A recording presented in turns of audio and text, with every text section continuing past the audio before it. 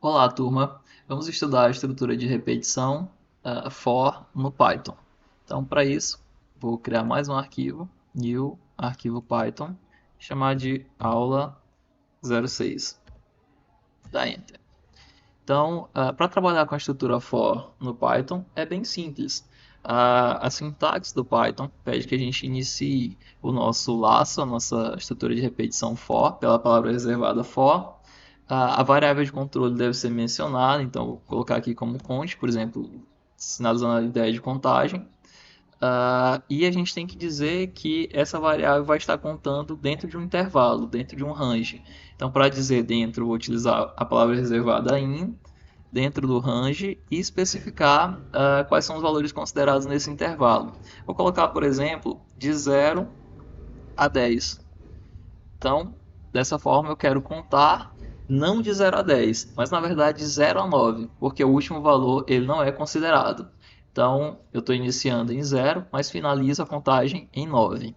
Vou colocar os dois pontos que são obrigatórios nas estruturas, nos controladores de fluxo do Python. Já viram os dois pontos presentes na aula do if. Aqui na aula do for também é a mesma coisa. Todos os controladores de fluxo do Python exigem a presença dos dois pontos.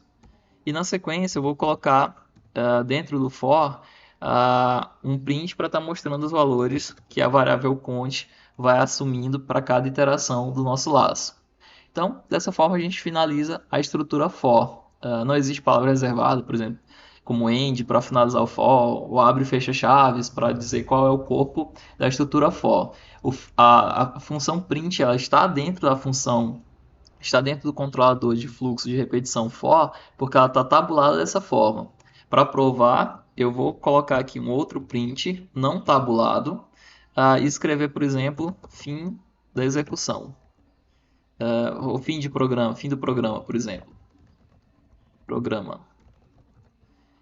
E pelo simples fato da linha 3 ela não está tabulada igual à linha 2, ela não pertence ao laço for. Ela vai ser executada independente do laço for.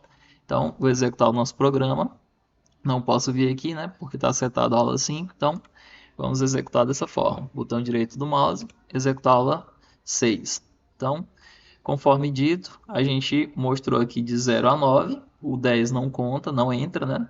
E por último, fim do programa. Vou tabular, vou corrigir, vou mexer aqui nessa tabulação da linha 3, vou empurrar para frente, e agora vocês vão ver que essa string, fim do programa, ela vai ser repetida conforme está sendo a linha 2. Então a gente vai mostrar o valor de conte, mostrar esse texto, aí atualiza o valor de conte, mostra de novo e repete a string, e assim a gente vai proceder.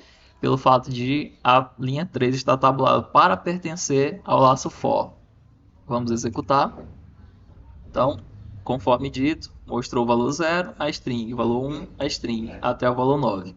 Caso eu queira incluir o valor 10 na exibição, aí é claro, eu tenho que colocar a nossa variável conte trabalhar no intervalo de 0 a 11, para incluir o 10 dentro dessa contagem.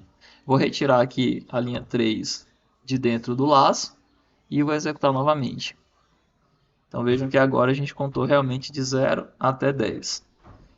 Caso eu precise trabalhar fazendo contagem decrescente, eu vou trocar aqui, por exemplo, para contar de 10 até 0, eu vou iniciar do 11, vou terminar em 0 e dizer que o incremento ou passo é de menos 1. Dessa forma, eu vou executar e a gente vai estar mostrando de 11 até 1. Nesse caso, por que que o 11 apareceu, né? Eu tinha mencionado rapidamente que seria do 10, né? Do 10 a 0. Só que o valor dessa posição é o que não é incluso dentro do laço. Ele não vai ser exibido. Então, nesse nosso caso, a gente está exibindo de 0 de 11 até 1. Lembrando que no caso contrário, quando a gente estava trabalhando em ordem crescente, a gente colocou dessa forma, de 0 a 10, e o 10 não era exibido. A gente precisou corrigir para 11 para que o 10 fosse exibido, porque o valor que está nessa posição ele não é exibido. Então, como a gente está trabalhando em ordem decrescente, a gente tem que colocar de 11 até nesse nosso caso. Querendo mostrar até 1, coloca 0. Caso a gente queira realmente mostrar até o 0, não foi o caso aqui embaixo, a gente tem que colocar menos 1. Então, vamos executar novamente. E agora a gente contou realmente de 11, né, até 0. Se eu quiser de 10 a 0, só corrigir, colocar 10. Executar novamente. Então, de 10 até 0. No caso a gente queira trabalhar com incrementos diferentes, mesmo positivo, por exemplo, pular de 2 em 2 unidades, fazer isso de forma crescente, então o primeiro argumento tem que ser o menor valor, vou colocar 0. O maior argumento eu vou colocar 11, para que a gente trabalhe no intervalo de 0 a 10, mas eu não vou colocar incremento unitário. Quando o incremento é unitário, a gente não expõe, como foi nos casos anteriores, já demonstrados. Mas caso o incremento seja diferente de 1, eu estou querendo trabalhar com incremento 2 agora, então eu preciso realmente exibi-lo. É preciso escrevê-lo de fato. Aí agora a gente vai mostrar 0, aí 2, 4, 6, 8, até 10. Vamos executar. Então, conforme dito, a gente está exibindo aqui 0, 2, 4, 6, 8 e 10.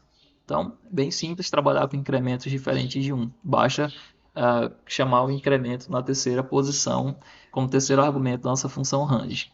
Então, a estrutura do for é essa, variável de controle, e aqui a gente especifica que a variável está trabalhando dentro do intervalo, por isso range, que vai de 0 até 11, mas o 11 não vai ser exibido, né? Você tem que ter ciência disso.